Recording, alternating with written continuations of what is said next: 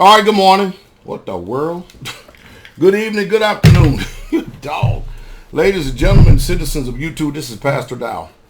I have a sincere talk that I want to have. I really, truly do. To veterans, active duty military, and anybody else who wants to listen. And I want to try to share my heart with you here this moment. Because, man, you have certain things in life that just burns you. And I remember when Bill Clinton became president, it burned me. It burned the living hell out of me. You know the reason why it burned the living hell out of me? Because these rich people, they rule over us to their own hurt. They don't mind going out there and giving you all these accolades, showering you and watering you with these great eloquent words, telling you how wonderful and how courageous, how much of a hero you are, and thank you for your service to our country and all this other stuff. I mean, they lay it on thick. As long as their ass ain't got to get out there in that front line, as long as their ass don't have to go to boot camp, as long as their ass didn't have to do anything to protect the country that they end up being the president of. It burns me. Because, you see, Bill Clinton, he skipped and went to Canada. He had an opportunity to be patriotic. He had an opportunity to serve the country, America, his country allegedly.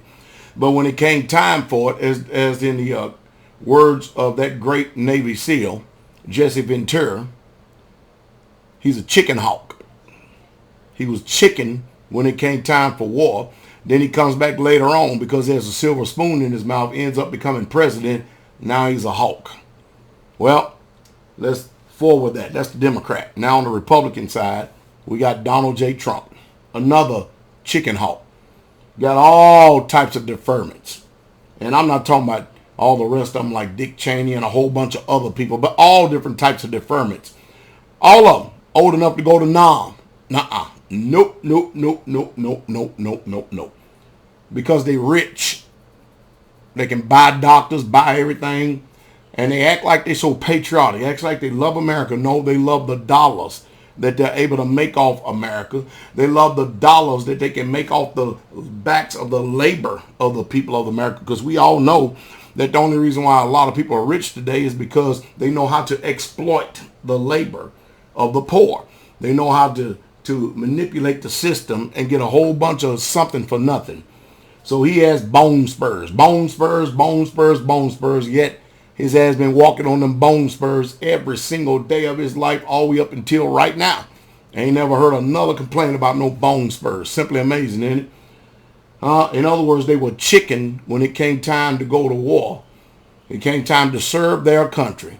But then they come back later on hawks like they all patriotic, going and visiting the troops and, again, showering with great elegant words and watering them down. You're so fantastic. You're so wonderful. You're heroes and stuff. But I'm telling y'all right now that the rich ain't never planning on going and serving this country. They exploit this country for their own good, and they use you over and over and over again, kind of like the NFL. When did the NFL all of a sudden start becoming patriotic until the government starts stepping in? Patriotism and all this other stuff coming. It's just sickening. I'm old enough to know because it's sickening. It just makes you want to barf all over the place because I see the mind manipulation. I see the corruption. I see what they're doing. And everybody else who's mind numb and can't even catch it and stuff, you just fall into the fray. Just fall right on into the fray.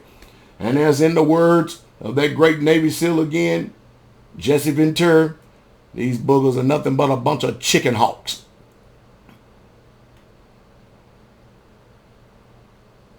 Am I saying that I don't think that a civilian shouldn't ever be a president? No, I didn't say that. I know many of you have already done put that concoction in your head. I already said, no, I didn't never say that. I think that a civilian should be the president. And I think that the military has its own different place. But don't sit up and tell me about how patriotic you are when you are a coward, when you came time to put your ass on the line. I know. I'm a 10-year United States paratrooper veteran. Believe me, I know. Believe me, I know. I just got finished one of my Ranger buddies. Brother Giddy, my brother, Ranger. I'm a United States Army paratrooper. Spent a lot of time in division. Most of y'all know what that means.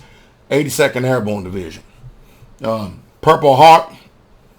Been in many firefights, and just, I know a lot of veterans, and it's just literally sickening because, see, we are usually the poor or the lower end of the middle class that end up going and serving this country. And, when I think about some of the people I've served with, I had a buddy or two I knew that was in Delta, had a couple of buddies I knew in Special Forces. I had a plethora of paratroopers all over the place, 11 Bravo infantrymen. When I was at Joint Readiness Training Center, when it was, I'm talking about the old time, when we was at Fort Chaffee, Arkansas, the base was in Little Rock, and then we ended up moving to Fort Polk, Louisiana down there. I ended up training. I can't tell you how many people, Rangers, Special Forces, Navy SEALs, Force Recon, Marine Raiders,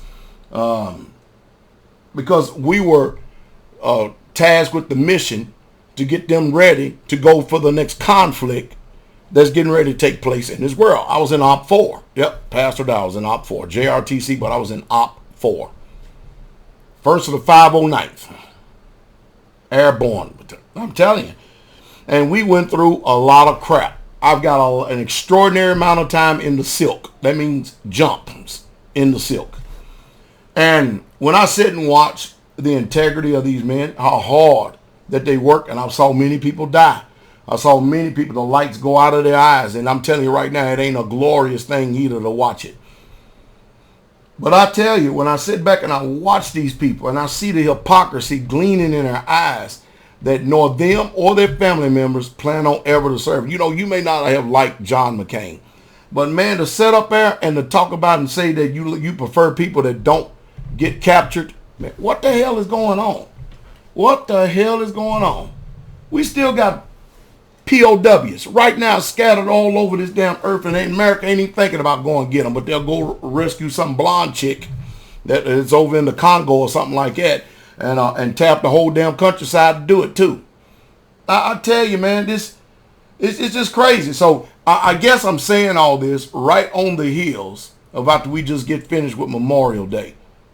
A lot of people gave their lives for this country so we can enjoy the freedoms and the liberties that we allegedly have that is quickly eroding right before our eyes.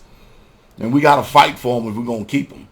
I think I'm on here venting for a second because I despise the people that turn around and act like they're so patriotic when they're nothing but a bunch of stage playing hypocrites. Yeah, it gets me. It really truly does. So I'm here to vent.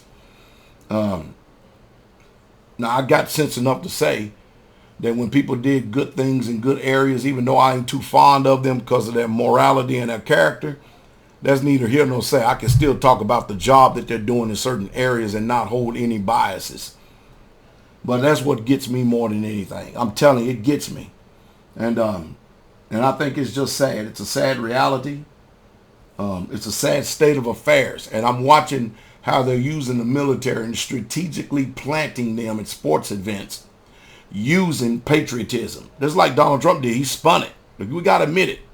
Colin Kaepernick clearly told you he was protesting police brutality, and the president spun it to say that he hates the military when he actually got his instructions from a Green Beret. Colin Kaepernick did to take a kneel because what do you do when a comrade dies? Well, you don't know that if you're draft dodging. You don't know that if you was a coward when it came time for you to serve because you got a silver spoon, or let's say a gold-plated spoon, or we could say platinum-plated spoon. Now, we can even go up one more than that. We could say palladium because palladium is even outdoing platinum now. I want everybody in America to understand this and understand this real quick. The rich don't give a damn about us.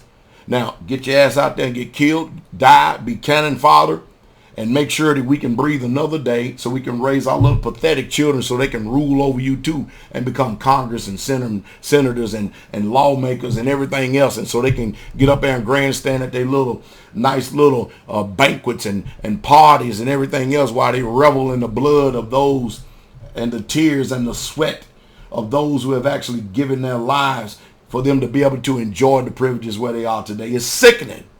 It's sickening. I just thought I'd say that. I'm willing to hear your gripes, your comments, your complaints, your pros, your cons, whatever, which way, it makes no difference to me. I think there's something that needs to be said, and I got the heart, the integrity, and the intestinal fortitude, and the testicular fortitude to say it.